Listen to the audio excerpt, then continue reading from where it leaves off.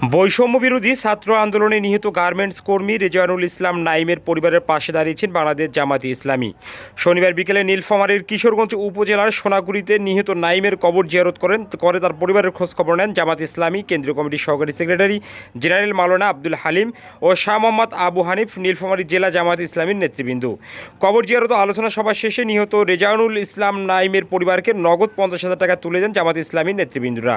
এই সময় উপস্থিত ছিলেন নীলফামারী জেলা জামাতে ইসলামী আমির আব্দুর রশিদ, নায়েবে আমির আব্দুল সাত্তার, মৌলানা আন্তাজুল ইসলাম, নীলফামারী শ্রমিক কল্যাণ ফেডারেশনের সভাপতি মনিরুজ্জামান জুয়েল, সাধারণ সম্পাদক মঞ্জুরুল ইসলাম রতন, রণচণ্ডী বসিনাপাড়া বালিকা দাখিল মাদ্রাসার সুপার মোজাফফর হোসেন, বরপেটা আফজালুল উলুম বহুমুখী ফাজিল ডিগ্রি মাদ্রাসার অধ্যক্ষ ওহিদুল ইসলাম সহ উপজেলার নেতৃবৃন্দ।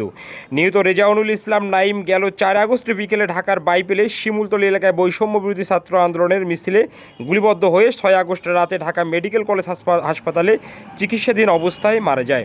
পরে কিশোরগঞ্জের সোনাগুড়ি তেলপাম্প সংলগ্ন তার পারিবারিক কবরস্থানে তাকে দাপন করা হয়। এছাড়াও জামায়াতে ইসলামী সহকারী সেক্রেটারি জেনারেল মাওলানা আব্দুল হালিম বৈষম্য বিরোধী ছাত্র আন্দোলনে নিহত সৈয়দপুর উপজেলার বাঙ্গালীপুর এলাকার সাজ্জাদ হোসেনের, নীলফামারী সদর উপজেলার রুবেল ইসলামের পরিবারের খোঁজখবর নিয়ে আর্থিক সহায়তা প্রদান করেন। বৈষম্য বিরোধী ছাত্র আন্দোলনের একটি সফল সমাপ্তি ঘটেছে গত 5 আগস্ট গণঅভ্যুত্থানের মধ্যে দিয়ে। 15 বছর ধরে বাংলাদেশের মানুষের উপরে যে কর্তৃত্বশালী স্বৈরাচারী সরকার ছিল তারা বিদায় নিতে এবং পালিয়ে যেতে বাধ্য হয়েছে। আমাদের সংগঠনের আমরা তাদেরকে অভিবাদন জানিয়েছি যে বাংলাদেশের ছাত্র সমাজ এই স্বৈরাচারের বিরুদ্ধে দেশবাসীকে ঐক্যবদ্ধ করে ভূমিকা পালন করেছে। আমরা তাদের অবদানকে সম্মান করি, শ্রদ্ধা করি।